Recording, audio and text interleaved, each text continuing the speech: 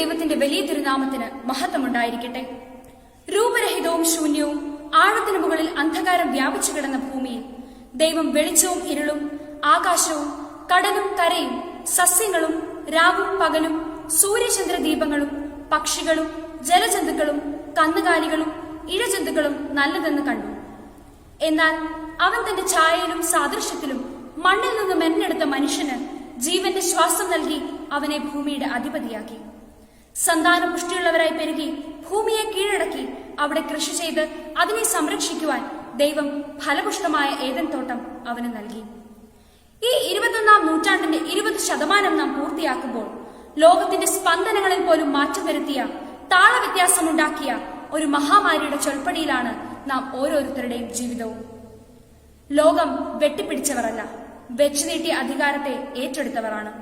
ഈറ്റുനോവും നെറ്റിയിലെ വിയർപ്പും മരണവും സന്താനങ്ങൾ തമ്മിലുള്ള കലഹവും ശാപം ലഭിച്ച ആദ്യ മാതാപിതാക്കളുടെ മക്കളായ നമ്മൾ വീണ്ടും ഈ ലോകത്തിൽ പാപം കൊണ്ട് കൈകഴുകുമ്പോൾ, വീണ്ടും പണത്തിനു മുകളിൽ ദൈവനിന്ദകരും നിരീശ്വരവാദികളും പിറന്നു വീഴുമ്പോൾ എങ്ങനെയാണ് ദൈവത്തിന് ഇതൊക്കെ നോക്കിക്കാണുവാൻ സാധിക്കുക?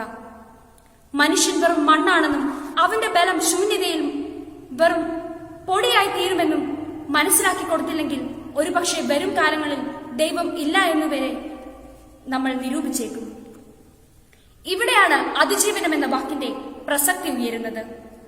ജെറുസലേമിന്റെ പുനരുദ്ധീകരണത്തിന് നെഹമ്യാവിന് മുൻപ് പോയവരൊക്കെ പരാജയപ്പെട്ടപ്പോഴും അവന്റെ ആശ സാധിച്ചു കൊടുക്കുവാൻ പറ്റാതെ വന്നപ്പോഴും കേവലം ഒരു പാനപാത്ര സേവകനായ സാധാരണക്കാരനായ നെഹമ്യാവ് അത് സ്വായത്തമാക്കുകയാണ്. ദൈവത്തിലൂടെ എതിരെ വന്ന പരിഹാസങ്ങളും ശത്രുക്കളുടെ കുടിലതകളും അതിജീവിച്ച് ലക്ഷ്യത്തിലെത്തിച്ചേരുന്ന നെഹമ്യാവിനെയാണ് വിശുദ്ധ ഗ്രന്ഥം നമുക്കിവിടെ കാട്ടിത്തരുന്നത്. ആത്മഹത്യാ നിരക്കുകളും കൊലപാതകങ്ങളും ഏറി വരുന്ന ഈ കാലഘട്ടത്തിൽ നമുക്ക് വേണ്ടതും അത്തരമൊരു അതിജീവനമാണ്. നമ്മുടെ ഉള്ളിലുള്ള ആസക്തികൾക്കും പ്രേരണകൾക്കുമാണ് ആദ്യം നമ്മൾ അതിജീവനം കൊടുക്കേണ്ടത്. എങ്കിലേ നഷ്ടപ്പെട്ടു പോയ ഈ ലോകത്തെ നമുക്ക് തിരികെ കൊണ്ടുവരാൻ സാധിക്കുകയുള്ളൂ. ബീവറേജുകളും ബാറുകളും അടച്ചപ്പോൾ സാനിറ്റൈസർ കുടിച്ച് ആസക്തി തീർത്ത ചരിത്രമാണ് നമുക്കിന്നുള്ളത്. ആതുര സേവനങ്ങൾക്ക് പരിമിതി വന്നപ്പോൾ സഹായ ഹസ്തവുമായി എത്തിയവരുടെ ഇടയിൽ നിന്ന് ലൈംഗിക ആസക്തി രോഗിയിൽ തീർത്ത ആംബുലൻസ് ഡ്രൈവറുടെ ചരിത്രമാണ് നമുക്കിന്നുള്ളത്.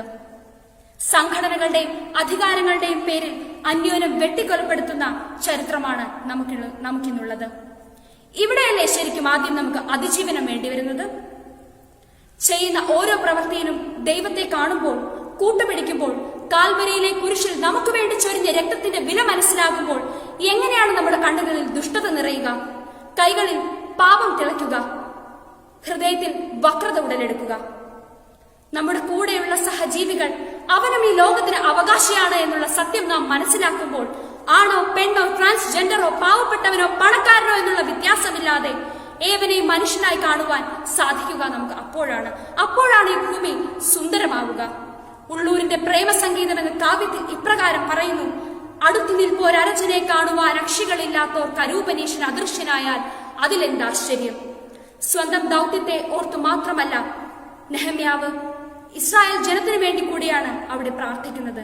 ഇസ്രായേൽ ജനത്തിന്റെ ക്ഷേമത്തിനു വേണ്ടി കൂടിയാണ് ദൈവത്തോട് വിളിച്ച് അപേക്ഷിക്കുന്നത്. ഇത്തരമൊരു സമീപനമാണ് നമ്മുടെ സഹജീവികളോടും നമുക്ക് ആവശ്യമായുള്ളത്. നഗരത്തിന്റെ നിർമ്മാണവും ശാക്തീകരണവും വിശുദ്ധ ഗ്രന്ഥത്തിൽ കാണുമ്പോൾ കേവലം പൊതുപ്പണികൾ എന്നതിലുപരി വിശുദ്ധ ജനമായ ഇസ്രായേലിന്റെ ശക്തിക്ക് നിദാനമായ വിശ്വാസത്തെയും പ്രത്യാശയും ഊട്ടിയുറപ്പിക്കുക എന്നതാണ്. അതിലൂടെ വിശ്വാസവിരുദ്ധമായ എല്ലാ പ്രവർത്തികളെയും ജനത്തിൽ നിന്ന് ഉന്മൂലനം ചെയ്യുക എന്നുള്ളതാണ്. അതിലൂടെ അവരെ അതിജീവിപ്പിക്കുക എന്നുള്ളതിലാണ്. കർത്താവ് വേദന അനുഭവിക്കുന്നവർക്ക് പക്ഷം ചേരുന്നവനാണ് എന്ന് ഹാഗറിന്റെ പുസ്തകത്തിൽ പറയുന്നു. നീതിമാൻ പ്രതിസന്ധികളെ അതിജീവിക്കുമെന്ന് ജോബിന്റെ ജീവിതം നമുക്ക് സാക്ഷ്യപ്പെടുത്തുന്നു.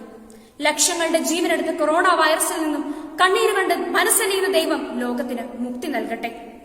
യെശയ്യാവിന്റെ പുസ്തകം 40-ാം അധ്യായം 31-ാം വാക്യം ഇപ്രകാരമാണ് പറയുന്നത്: എന്നാൽ ദൈവത്തിൽ ആശ്രയിക്കുന്നവൻ വീണ്ടും ശക്തി പ്രാപിക്കും. അവൻ കഴുകന്മാരെ പോലെ ചിറകടിച്ചു വരും.